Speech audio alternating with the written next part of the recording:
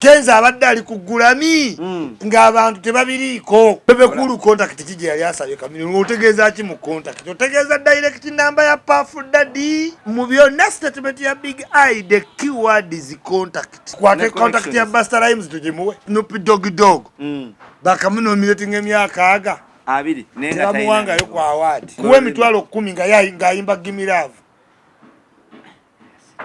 taluyimba talu performinga talu promotinga era Mati B abadde alu promote kwanga Mati B ye number 1 upcoming artist mu nsi kuba mu America teri amanyi Mati B fatubulire nti bwenti bwoyinza okukola tuka muki mu nomination ekizibu tayogera process ekinafuyiza Kenzo mbayimbi abalala nti tabelieving anti yeye tuyina ganga ne buli sawo uli simanyi big talent simanyi big ne mubulamu abaana abatambulira ku star naye najja bwomu ne yeyambaza akakanzu ke bakoze ne yeyambaza obukoyikoyi naye tubaniriza ku media mugamba mutyamu bali kuba ntino mwekumira ku mutuku guno era nga fe tubagamba ntino musubscribing mu liking mu commenting ate mu sharing kakati munange nga womanyi ntino fe wano buli muntu tumukuletera buli embeera yonna ne tujogera ko nakulolwayo tulina omukulu amanyikiddwa nga Isma Olaxess jajja yichuli omusajja ono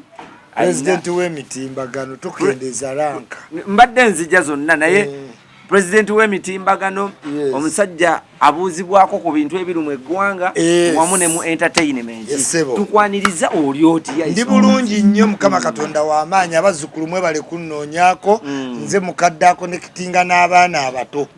esebo owange ekigenda mu ggwanga ndowooza okiraba mutinyigiriza nnyo Isma Olaxess President waffe omulungi ow'abantu owa Nope fe tuli bansolo President yavuddeyo n'akola statement n'agamba nti 2026 tadda twakyagadde nnyo naye atuyamba aleme kulya bigambo byo kuba internet tekola ki terimba takola ki nga byabakama takoze ki ebyo Besigye bye yatugambanga kati byabakama waali katumulinda ate erimu omwana ekayanirwa embeera yonna ndowooza oba mutuvuga speed oba tetukitegerera gezaako nnyo makona mu bintu byonna okugenda ku majors. You major in what? Majors. Yes. And minor in minors. Naye togendanga mu kintu n'okimejalinga nga mugato kimanyi. You major in something you are good at. Bwoba n'ebintu bina. N'ogamba nti nsinga kutegeera biology ne chemistry. You major in chemistry. Bwoba oli weak mu literature. Yes. Ne biology. Yes. You minor. Kakati kati focus ya Bobi Wine ku byo president eriwa ya mejalinga mu byatamanyi yali alina ku mejalinga muliwa yalina ku mejalinga mu entertainment ate we yalina ku mejalinga mu human right personality senga ke yesimba wo okay Bobi Wine yali agenda fuuka ekintu ekyamanyi mu Africa naye ate ne wano waali kati atulaba amaanyi ate gayongera manyi kitomanye economics cover eri bweti kati wano graph graph 12 manya 2 2 2 mugumu 2 2 mugumu 2 eka busi graph yes okitegeera akati omuntu yenna oyina okumanya tikyensinga okukola ki how long am I going eno si try and error nti ojogezeseemu yali ayagala kugira mu bbugumu oba alabo bakisobola kakati wuuyo tannalina kyeyakitutte mbu ate sidda kati todda ato bewasuubiza obikwasa wabibawa yagamba Uganda ejjudde enkwe yali alowooza ki yali alowooza ejjudde ki namwe ba Isma Olaxess namwe mwekyanga leero obeera eno leero nodde eno mwenna nammwe temusalawo politics waali because as long as you divert away from my ideas and opinion nga nkuvaako navuddeyo dde wamuhozi nazeeyo wa Museveni ye politics it's only a dumb person yatakyusa omuntu atasoma yatakyusa yasoma ina kuba nti walengerera wafuna wadda si wafu yes kano kafuna kano tekafuna politics interest kyovula temuli community enemy so long as nkede nenda banga lubongeya ebigendera byange naye byaliko nga ngende wa lubongeya yes nebo nanda bane anti tebayina anti buli wosuubiza ebintu ne bitatuukirira tibwojjira ku kigambo nti Museveni mukadde bakola politics n'okadde wabesigye gwe yajjirako besigye ne Museveni walu ani mukadde nawe yasookeddeawo twali mu lumbaawo olwa nga tuziika omugenzi wa mama Misaji n'agamba ensonga zonna nti omukulu agenda kuvaako guno omwaka naye ate yawulidde ebigambo alekeraawo okwogera ebintu ebisasamaza for the what for the moment abantu abavubuka nabo babiyize byonna bye yajja abagamba tewalina ekimu ekikoze eki Museveni bagenda mukwata jeeke ye gwe baakwata Museveni batagenda gasima bali mu gasima Museveni avaako myezi 2 adda mu kuzannyira mu musenyu okiwulira kati abavubuka bazze balabanga byabagamba kati engeri gyali nnyo omuyimbi batandise obitwala ng'ebyakazanyiikirizi nti ddala omusajja yali atusiba kaki Katambaala kawaani owayi nabadde ndi awo nga ndaba ku Twitter ne ndaba nga omukulu Muhoozi n'agamba nti amagye gammiisinga neŋŋamba omukulu amagye kati gamumiisinga era wamagye ate kyekyandi mu miisinzi abuliki tavangako mu magye statement yadde akola yaki amagye gamumiisinga akulaga amagye gamwagala nnyo ne waaba alyawe omanyi mu politics ng'onojja olina okuba osuusuuta power base gy'okola ki kati Muhoozi ye ayongera okukulaga nti n'amagye gakola ki gamumiisinga kubanga baamukola ki bamujja mu roolo talina active role advisor on missions takyali commander land forces is just a general ate bw'ofuuka general you must retire kati ate Museveni tagenda mu retiring ekitegeeza Museveni yakomawo kwe naddidde wa Museveni awo n'olyoka omanya nti nno kati wali tewakyali kafuna ono wa 2-3 Isma Olaxess tetutuuka ataalaga waayina birwadde omulabye na siriimu atuukayo myaka 6 ng'abantu bakongoka ennaku zino bw'ofa ate pulaani zo tuzijjawo bw'ofa gwe oba ovudde mu pulaani kati Wameri yafudde pulaani za nupu zivuddewo bagenda londa bulonzi lead council ayongezeeyo oluki olugendo we cannot live in intimidation of death while planning olina osigala ng'okola ki opulaninga kati nze Isma ekyanzigye wa Muhoozi kasita nategedde nti tutandisa akalulu tebannamuta magye agenda omuta ye Museveni ate anaamuta ddi neetegera Muhoozi ye kyakolerera Museveni afune ba MP 2 ye pate ya Muhoozi esimbewo ba MP 10 naye nga Muhoozi akyali mu magye abeera opposition leader de facto Bobi Wine agende mu namba 3 namba 4 ne ba UPC nga alina ababaka baaba Serukenya Nona Rosias ne Mukunyingi ng'ate akyateesaawa ng'owedde olwo aba awedde olwo kati tuba ku side 2 nga zeevuganya era ne mbavubuka katunula eggolo tewalabye poliisi ekutta aba Muhoozi balamu avuddeyo gulawundi nkugambye eri kaavu emaze okumelotinga aba people power ki down kati 2023 ene gye tulimu okuwakanya okugenda bira wakati wa Muhoozi ne Museveni olwo ye family naye nti bo bakutereddewo gulawundi kati jjukira omumikiso ogezoyiwe mu Brian White nga nupu ewedde era neggulamya award Kenzo olwatagiresi Bobi Wine yagaye era oyogedde olyose noyogera ku kya Grammy anti munywanyi wo Kaye Wisdom yavuddeyo n'agamba nti obutaleeta Kaye Wisdom munywanyi wange tolaba gye tubeera eno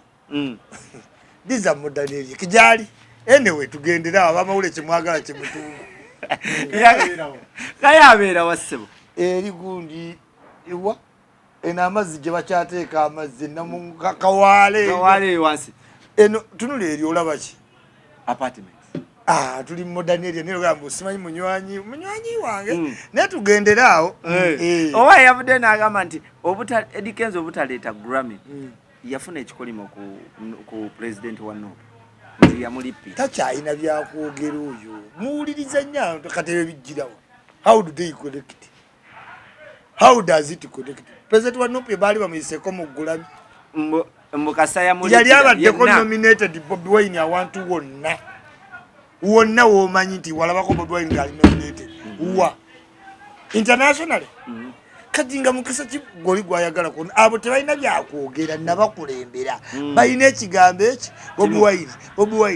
Wine nenga tewaliwo nnyo mulamwa gwakola ki gwalina kati yamukolimira ati Eddy Kenzo obutafuna Grammy. Yes. One. Kiyinza okuba first time y'ekintu kyonna bakompetita babadde b'amaanyi omu South Africa Burna Boy naye no mu South Africa abadde tamanyikiddwa ewaabwe South Africa erina better population. Bagenze okutunula ku luyimba olwatutte olwalidde Eddy Kenzo nga luyina omutwalo gumu 10,000. Yes. Kenzo ayina emitwalo anti bano abakademi bazibu nnyo kyovola abantu ne ba black Americans Grammy tebazikola ki tebazikkiririzaamu kuba kati bakulaga nti Snoop Dogg has been the most nominated artist without a Grammy. Buli mwaka bamunominatinga tebamuwa 20 nominees 0 ki ate omuntu najja omulundi gumu temuzi ne bakola ki ne bamuwa nekyo bwati abaddugavu mu America basinga kwagala BET Awards limu nnyo okweraga kati nebyabazungu kumanya okulonda kwabwe kuli fane oli bali abalonda ye ne bwayagala oluyimba nti fumitempere mwabalonda temuyina disikasiga kebera ku social media kola mumuyina kudda mu bayirane yes or no kwalo bakulondedde sigenda kola comparison sigenda kati baleta abayimbi ofuna crowd gye batayina kuba kati tutebereza senga bawadde Eddy Kenzo Grammy. Yes. Kati bagiwadde Thames. Kati Thames yasinga Davido, Burna Boy, Wizkid. Era wetwebuuliza kubanga azza abikola byonna Eddy Kenzo. Ati kati baguluminga bajja ne bateekawo nti kati babala new generation tuweya ne Nigeria muwe Thames. Okitegeera? Yes. Mu East Africa ni abadde collaborant. Kenzo yakola ki? Yes. Bamunominating. Tumunominating kwenga abati bajja kubawa buki? Tebasindika timu nga olaba Afrima. Yes. Afrima ezo zonna kubanga abatwala oluyimba nga n'abantu temulukola ki? Temulumanyi. In order to exclude you nti baki bakabi nnyo. Okitegeera? Kati gogaba owange we balondera luno lutamanyikiddwa lowooza kumbe nabo bamala galonda ze sibikkiririzaamu naawe. Omukulu Big Eye inaavaayo n'abuukira omusajja n'agamba nti ate kirungi Kabadika Kenzo ffena twakaguddemu kikyotegeeza Kabadika Kenzo abadde ali ku Grammy ng'abantu tebabiriiko ebya Grammy ng'abantu jjukira bayingidde mu bya Uganda sukuma wiki nga tuli mu lutalo lwa Spice nani amannya nga gavuddeyo dda birungo Kimansulo wane Uganda waliwo olutalo lwa Zizabafana Roja kusiba dancehall artist Spice Shiba kati Kenzo ng'afa ekiziiro ne Grammy ye ne nomini kabadde kabadi n'akubira munywanyi we nfanfe nga kamukolera mfanfe nayo kavayo nagamba tampa contact kubanga mu byonna statement ya Big Eye the keyword is contact. Yes. Contact, international contact. Kijirawa tukwate contact ya Busta Rhymes tujimuwe wanyisebo contact ya Busta Rhymes tujimuwe in any case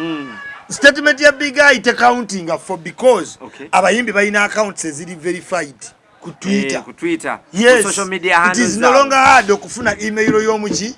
Kati contact ategeeza Kabadi akabadi akirake kalesa abantu okwogera kuki ku Grammy tewandi abadde agenda kukomawo mukama kyogezaako kutegeeza nti Kenzo ne Big Eye bali ku kwetololera ku bwongo bw'abana Uganda. Yes, Kenzo watu amawulire gabadde Kenzo mu bintu ebyo yalaga wala yatuyita wano ku Bobi Wine nangamba alina billioni 4 namusanga mu fairway mu COVID ngatako ndiza kuba Bobi Wine yatuyita ba blogger fenna nga yagala kuba Bobi Wine nga yakave Senego nkubuulira yatuyita wano nga bamukwesawo mu fairway nga tutambula fenna ba bintu bino byoyogera yes ate kati kulibe yennyini yeyogera naye yennyini nti alina billioni yes bilioni nya za kusaba gula Bobi Wine nakola audio netumuga kati jiwe muzeeko jo mugezi gende wano era bijukira collusion yes njitege bagenda okuchanga yetonze natuleka matiga yabadeeta n'abasetinga yes yandeeta nava wano ne bampita nti Kenzo akuyita ku Fairwatch hotelo nentuukayo nensangayo n'abalala sijja bamenya nitutuula n'atuula ng'alinawo ne jimu ye n'atubuulira kibikinga waze ne pulaani biliyoni 4 omusajja mwali selfish tayagaliza era ze ensonga ze zimu gundi zaleese ku meeza Big Eye ali selfish zino zo kugambye Big Eye bamugambye bano Big Eye amanya amawulire tambuliza akazi bani naye gwe kufumita kyaliwo era Kenzo togenda mulaba nti ye confrontinga ne Big Eye yeki yabadde ayagala abantu boogere ku ki ku Grammy yeeno ne nomination era kyakoze otherwise Kenzo abadde agenda kukomawo mukaama olaba wadde twabyogeddeko abantu bakyatujjukiza mutujjukize Spice atuuseewa ne Shiba netubagamba ffe abatatya bayirane tuli tiimu Spice naye abantu ab'enjawulo bayingiddemu ne Sindi n'abyabiyingiramu Sindi naye ali ku saidi yaffe n'apostinga n'okupostinga ku nsonga nti industry ejjudde obulyake n'obutaagaliza n'obulogo baagala ejjule ki mwagala industry ejjule ki obulyake bwe twagalamu ejjogo lye twagalamu olebe egenda ekula ate bwe tunaaba ffenna nga byonna biteredde tuba tukula muye wombekere munne gyebale mulimu bamu ab'ekibuli naye Isma Olaxess omanye ekintu ekyasinze okunyumira nti okusinziira ku Big Eye post gye yakoze Waikibenda ye n'amugamba nze nzijjamu omusajja yannyamba Waikibenda yeegula yamuyamba ki yamuwa connection eriwa kati n'agikozesa ki abo Big Eye be yayogeddeko babeera ku fence owaayo musajja tanyiigira sajja tagaana okundeetera awadde ate omumanyi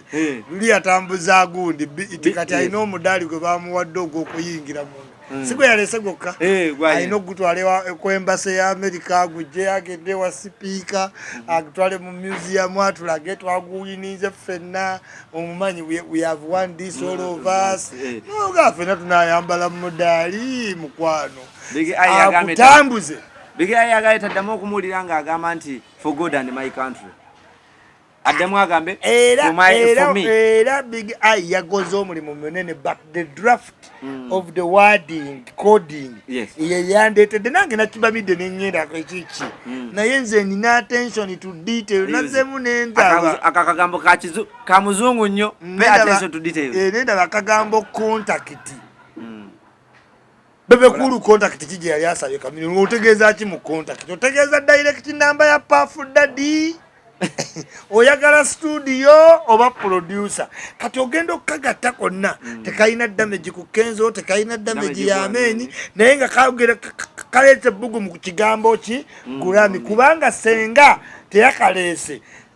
olutalo lwa Spice lwagenze wala lwabadde lubuutikidde gwe mbulya kati up to now senga tewabaddewo bigabo bya Big Eye ani yandiyadde ayogera ku nomination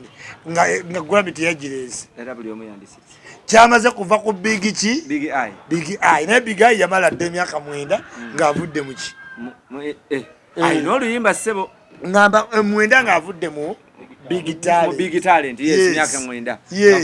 avudde mu Big Talent yes Big Talent yekonya yes erina be yakonya yes yakonya tip Swiss yazina katona akutuka omugongo alinda contact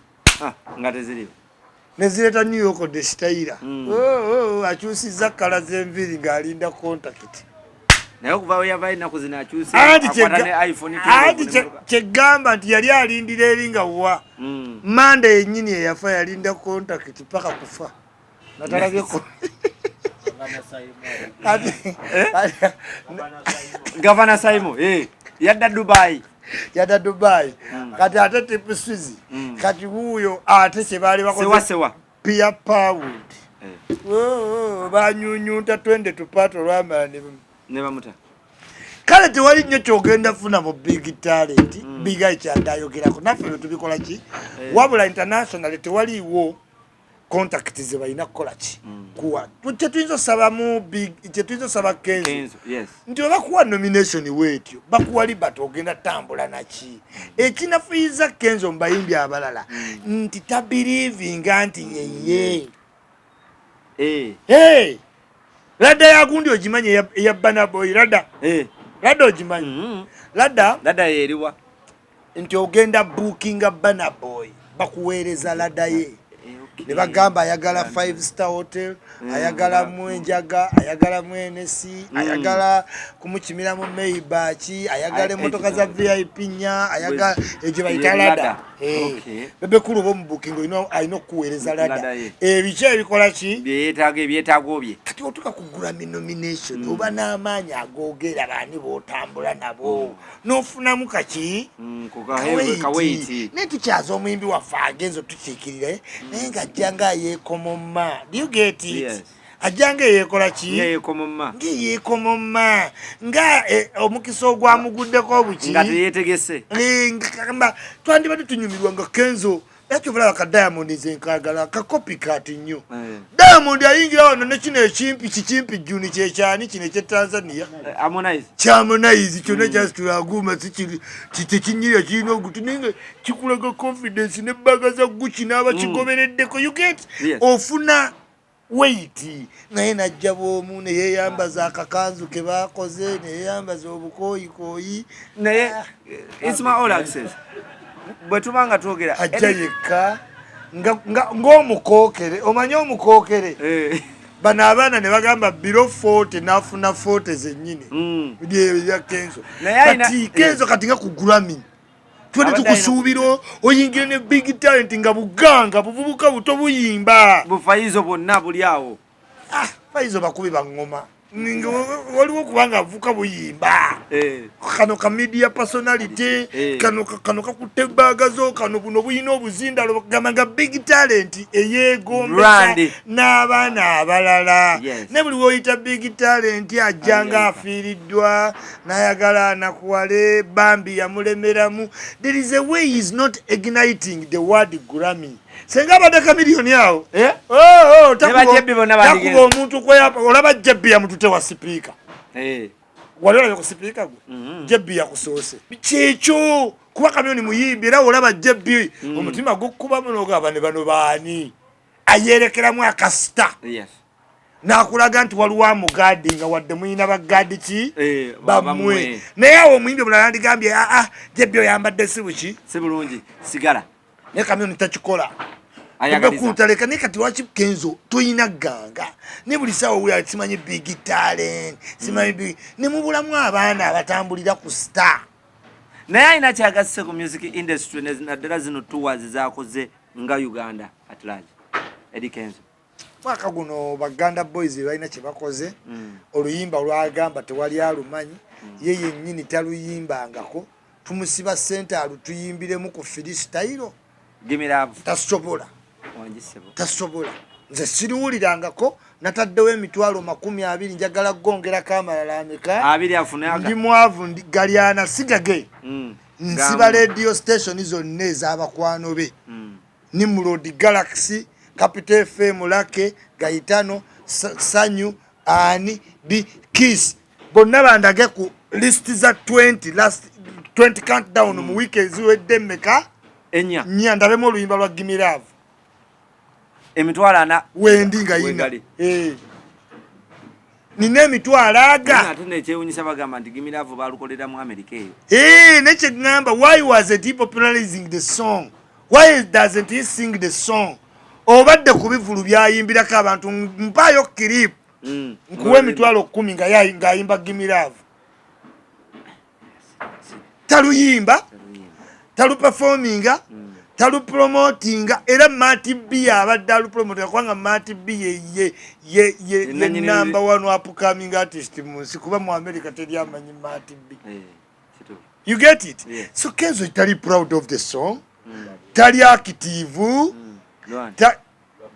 olimba lwa Mati B ataki mugana lupromote achoka Mati B wawuyanga lwe lukutte Uganda anyiga abana musanyufu gusitya lost wamuwulira yakuba senga bana abayimbye ekitiibwa kya Buganda babadde mu nomination wasn't the country winning together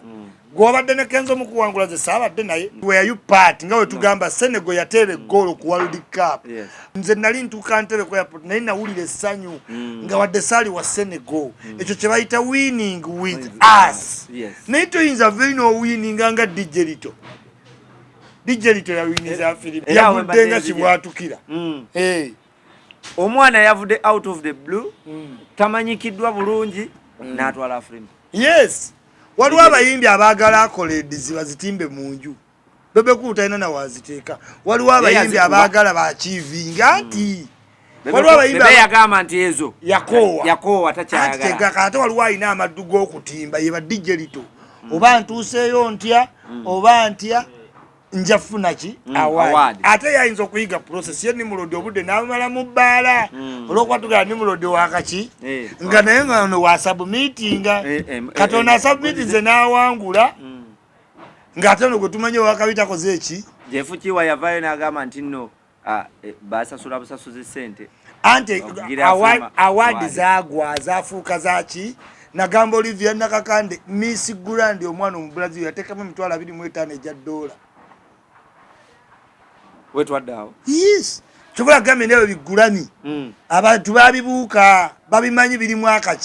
akasente yes nalabye Chris Brown ng'azikuba okuzitoowa kugambye Beyonce ayoolanga 5 ne muwala we ne bamuwa ne Thames naye Snoop Dogg bakamunominating emyaka 2 tebamuwangayo ku award ne Chris Brown byebyo kugambye olaba Oscar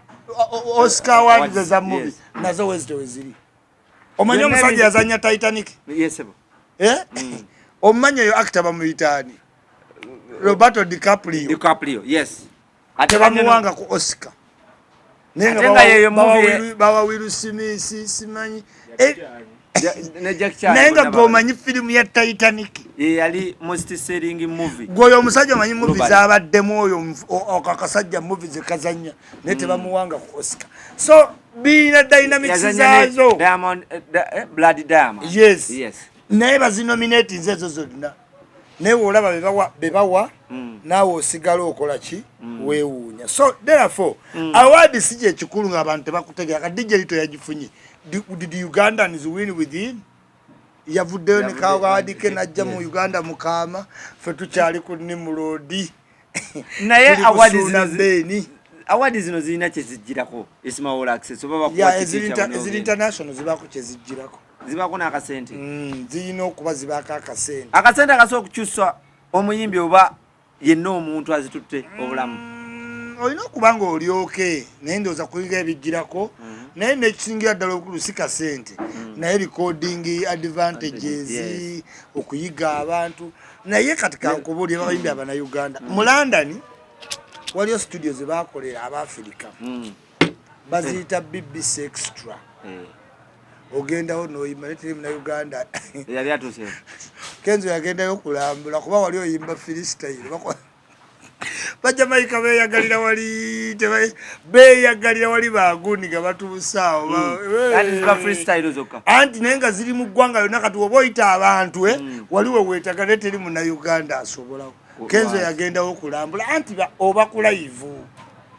saate ffe Abannayuganda tetubisobola bali otuuka wali Abajamaika batukaali ne bakuba bukubi ngoma bati Binimani n'atandikirawo kati ne balyoka bapuleyinga mu London mwonna kati nga Uganda Abajamaika batekawo ti Binimani akoze eki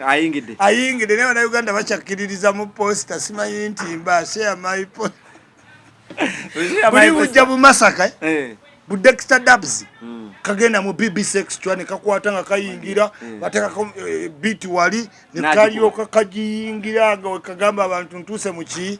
ekyo kitwache kyandibaddengawo naye Munnayuganda abali alinze bumuli ne kafulaga weroka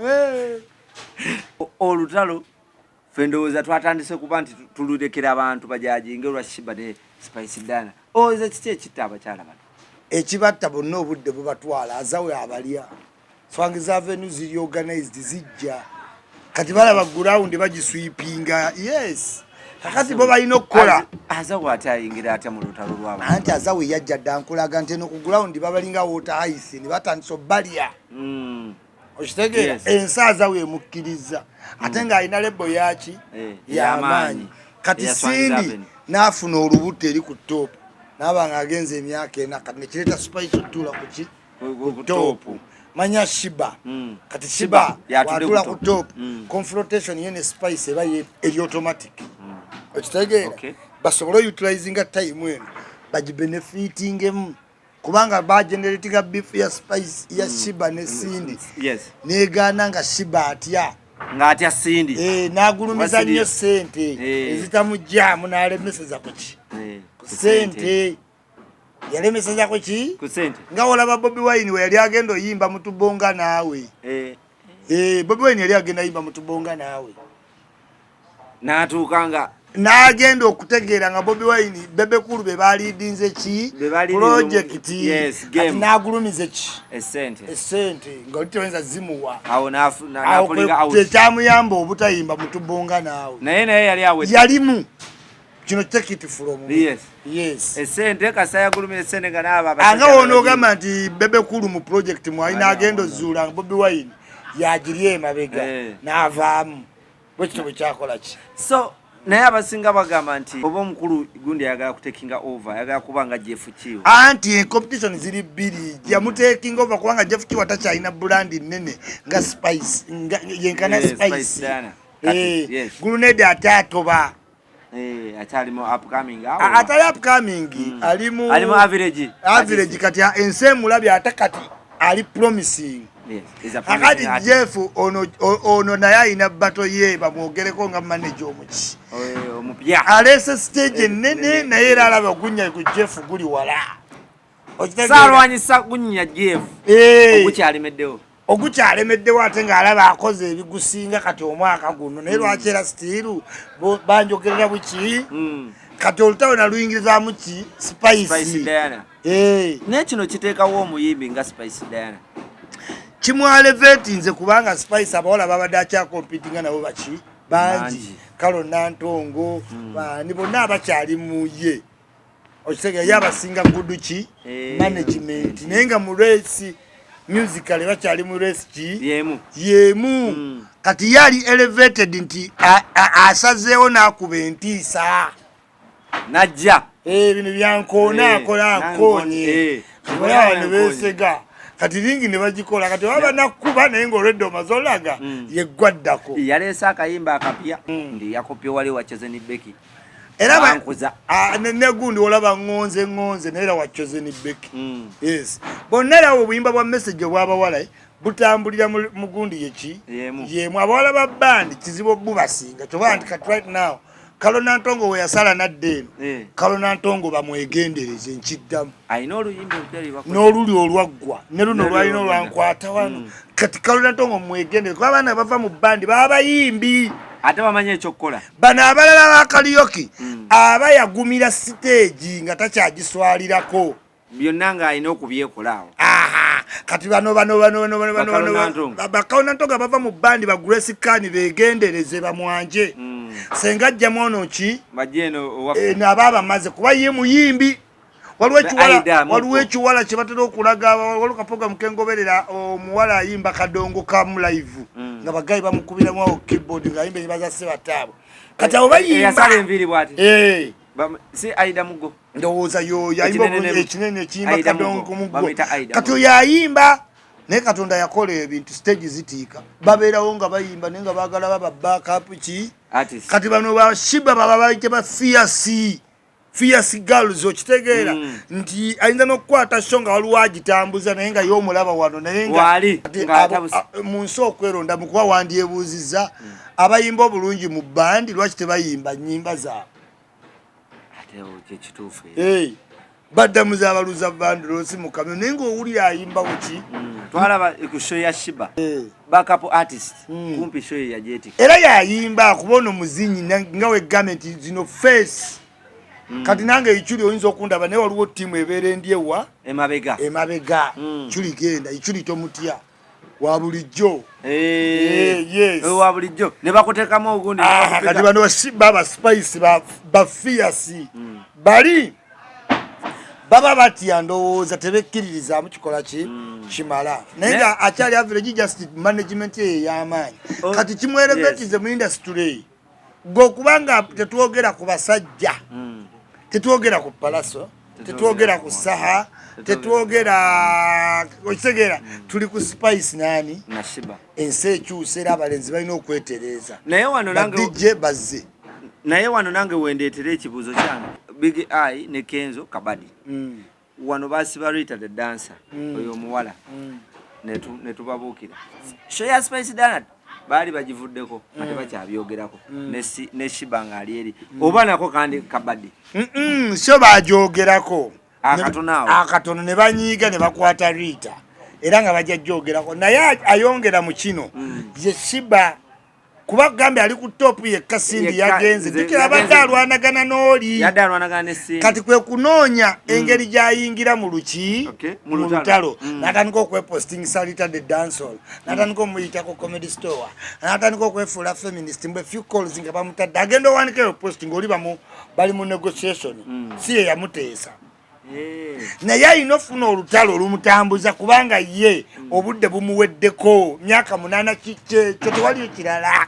naye jaja yichudi sinzira ku nnyimba buli omu zaatadde ozani azanyisiza kaadi ze bulungi Shiba ne Spice Dan Shiba yasinzo zanyisa kaadi obulungi olw'ensonga nti ffe aba Spice Gadget twagenza mu kintu mu kupapa twanyiigamu ffe twani followinga awo n'atuteebeemu otyo yeffe abakola ki yeffe abakwata dancehall artist awo n'atwongera 2 yeffe twata audio nga tuyomba ne Shakira nakuba yakusatu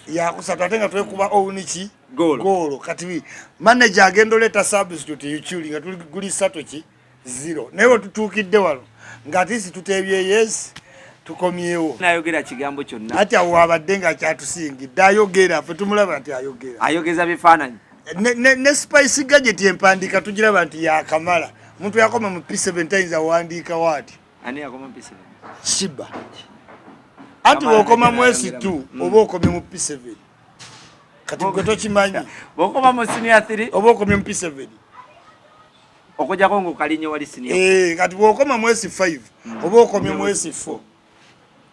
okitegedde kati tonyigaga gaye nti wa P7 kubanga si wa S4 kitegeeza wa P7 naye nga kwegamba Shiba ne Spice Diana ng'oba comparinze booti golowooza kagwera mwani azinga wekugambe kati Shiba emyaka 8 gimala kati ya Spice kyasinza abalala braveness kyenkugambye kiri yali brave kati ataddewo ki embeera nga woojolaba story za gravity ku kamiliyoni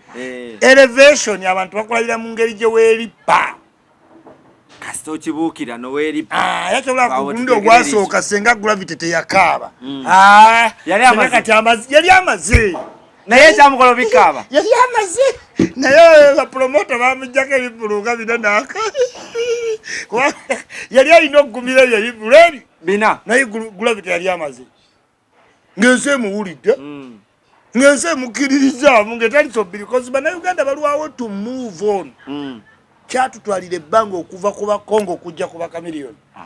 kati kitutwalidde ebbanga okuva ku bakamiliyoni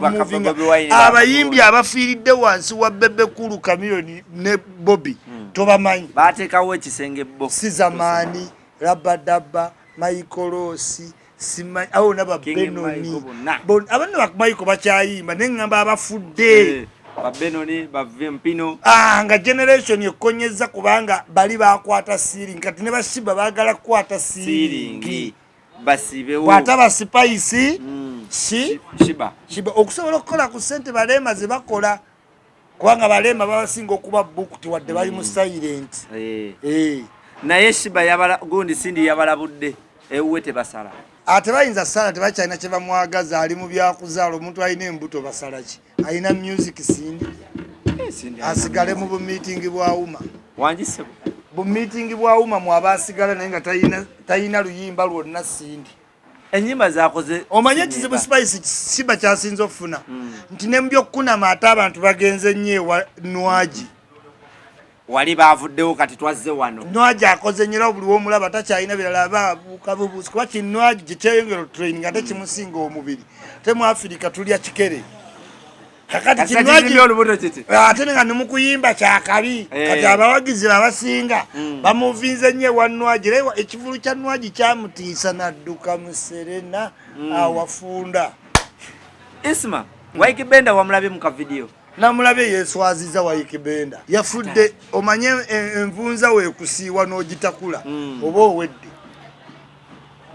omusajja yati nangongola omusajja omukulu mu motoka Bajjo Alfonso oli Bajjo kyeneena yenvunza mu kagere nti kasite envunze kwata mu nnasu nokkiriza n'ogitakula oba okkiriza nti weeri kati Waikibenda yakkiridde atakula envunza nekisuula Waikibenda as an artist Kenzo ekimutwale wala butaba focused. Okay. Senga Kenzo akera nadda ichuli abaluzinga ki abaluzinga wali eri focus ne contact bayinzo zibbirawo ekitegeera katenga amaso ino gakuumira ku contact tomumanye yakulamu akapapula akatabonaawo abanna akataba mutali mpapula apapula nga yazikula mudda nena akatabona abawa kati batuuka empapula ne ziggwamu ne balowooza biwedde kumbe oli empapula yazikola ki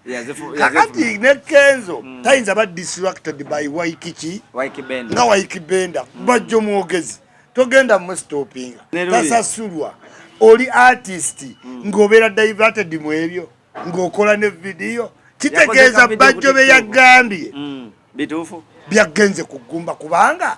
abayimbi banoonya sente za studio agikola ki agirina abayimbi banoonya obaamu n'akasente mu nsawo akasente akakola ki akalina ina companies nya mpaka events mpaka records mpaka writing mpaka cement simanyi mpaka roofing okitegeera CEO aina sente z'okuwa Sasha Vibes aina studio yiye where is the music nawulira nti tiimu yamuddukako where is the music okitegeera kati Bajjo nga tonnamu concentratingako nga CEO kitegeeza CEO ina obudde bungi obw'okwonoona kampani nya notandika amisa ddawa gabe kitegeeza byemba mugambye ababikoze eki biba byemukutte ku ggumba ku mutima wali yes so nze Bajjo saagala mufaako nenjaga atunuulira sitanga Waikibenda nti bw'onoogetinga distracted ku buli ayogera contact zo kyova olabanga gundi direkale yagenda n'etaano gyeja ddoola era wali mu birala paka Canada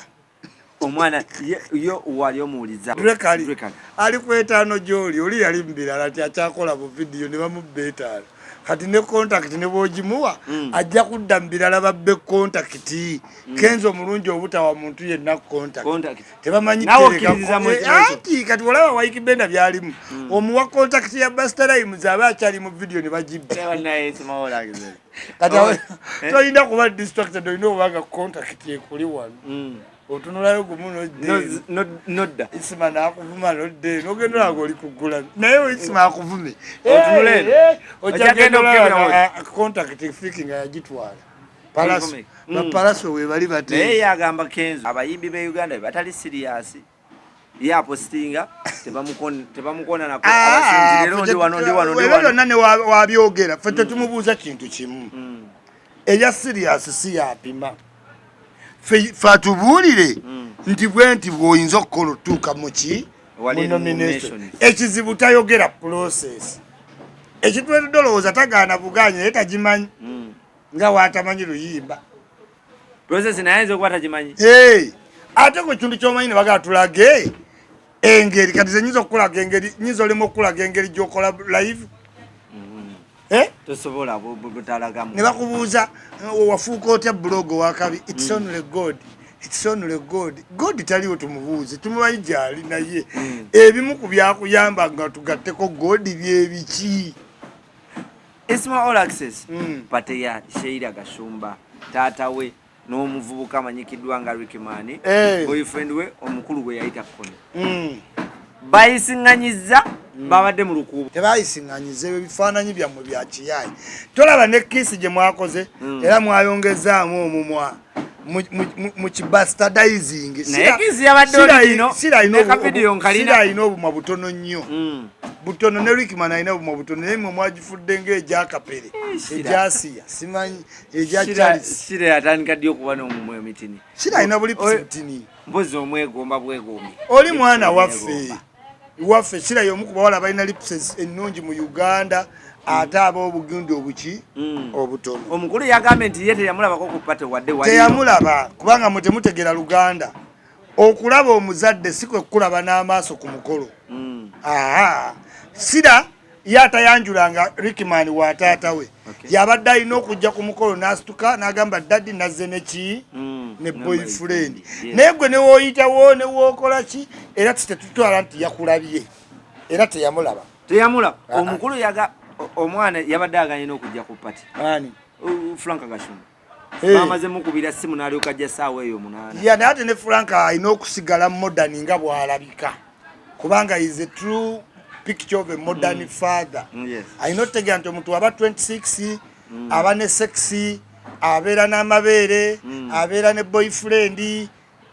they kiss. These are all things people do when they are 26. Okay. Yes, so tewali strange. I know yayogera naga. I know kumanya nti no omuzadde moving on wadde kasira katono nti asobola okulaba just 26 years like yesterday. Naye alina okukkiriza nti Shira muwala kuba Shira agamba newe naleeta muwala wa Ronaldo manya mutabani wa Ronaldo ajja sigala takkiriza bweki kane tugamba Mr. Frank olina okukkiriza Brickman n'omulabamu ebiki ebirungi ekitegeeza Frank buli muntu gwe baleeta okumwanjulira tamukkiririzamu omwana ayagala most African fathers omuwala waleeta omulenzi sede ebisinga taata wakwogereza okulaba ebirungi muki nawe wennyini nga wano omulimu gw'okola onoofuna omuwala era ojja laba nga Sezaala munamawulire akola interview kubanga alina kyasuubiriza muwala we jet naye tamanyi muwala we teyamusomesa kimalaasa ow'amawulire kinene nnyo gyali ate ayinza okuba nga omuwala yennyini gwe bakuyisizaamu amaaso ng'ate ye talina nakkaaliya naye ng'ate yo Sezaala agitutte nga ki nga ntono. Do you get it? Kati kyekiruma ekyo naye abaana babadde ku internet ne bakuba omwana nze njagala amulabemu ekyamagezi kubanga oyo omwana alimu ebyamagezi bingi. Rickman mu sweet bw'awasa Shira afuuka mu sweet Shira ku lupapula bamuterako ba next of kin taata we ne Gashumba afuuka mu sweet buno butabo bumyufu alina omulabamu ebirungi n'alema mulabamu biki bibi byokka tetuli mu 90s tayinza kusala baka bush tayinza sala French cat waliwo basiba nviiri na pini zino oba ali omwagaliza ba diplomat si baafunye alinde bwe banakyawagana ba diplomat bajja kukola ki njagala mukubirizanga mukwano gwange talina otandika omulabamu ebiki ebirungi otherwise ate n'omulenzi oyinza omwekyaya abantu tudde balina stress mungi oyinza okukeeranga muvubuka yafudde so si kirungi mulaga nnyo nti kibi okwagala mwanawo ate nga ddala ye Rickman ali mulaavu bana ababiri ani asinga okwagala buli kimu Shira ate Shira yamanyikiddwa ennyo naye nga Rickman ayagala nnyo Shira kuba abaswidi abaana tebabatraininga nnyo kuva kwono kudda kwono ate ne mu Africa babatiisa nti abantu balwadde endwadde nnyingi kati ye waba yakebeza Shira nga mulamu newe munaayogera biki ate yo Sweden yemutraininga mu Sweden buli kimu teweetaka girlfriend waba ayina emmotoka teweetaaga gula ndala mubere kweyo ne waba ayina apartment teweetaaga funa ki ndala sindika boyfriend we agende Bulaaya alaba akapiira kasino ku luno boyfriend asindise Shira amutwala kubanga byebyo bintu mu Sweden abayimbi babaayo Sweden bonna buli ng'abaana bawummula kati mwulabanga ekyama ina Rickman yakagenda mu show za Beyonce nyingi yes Beyonce nangenze nyini lili wayini kubanga Sweden yebaleeta nawe gwe kenyini ki nze nyini nze nate sagala na musho nali mu bategesi netegeka Chris Brown Jennifer Lopez ntegesa abayimbi Sweden Ismaili Isma Olaxess jajja yitiri sitinga sente zange awe mbadenzi ja kuba basajja baga wavayo ngo ina siringi nedda nali waliwo company bagita stage kati company yo stage etegeka bayimbi kati wali okola we baba baleta ba Beyonce ajja ne technical team ne baba bagala abakwatira ku technical team kati basasula kiralu okubayo bukubiki kasimu kati container zituka kiro nabeerawo mu Chris Brown ne mukwatako mu ngalo n'embere mu kutegeka emabega eyo nga tuli bakozi so mu Sweden namuli bakozi bana abatusitula emizindalo nga basasula kubanga screen bapanga ebintu bingi container zitukanga mwenda nga zonna zirese biki bivuga bali basasula kiralu twakolanga 72 hours nga tetwebaka olofuna bakuwa muserenga meka nga bowe balabala nga sente zali nyinyi kubanga naku 3 nga rent yawedde ko waddeyo naku 3 nga kubanga omaze okusasula rent bills ate ngo omulimu gwa black kyekyakujayo jotandika ebintu bya ku blogging bino ebyemirimu gyaliyo naye kugamba gijja nga baleese bayimbi nga woolaba baleese waliwo badijja abakabi aba Sweden babaita Swedish House Mafias bakola show y'endongo mu kisaawe ennaku ezi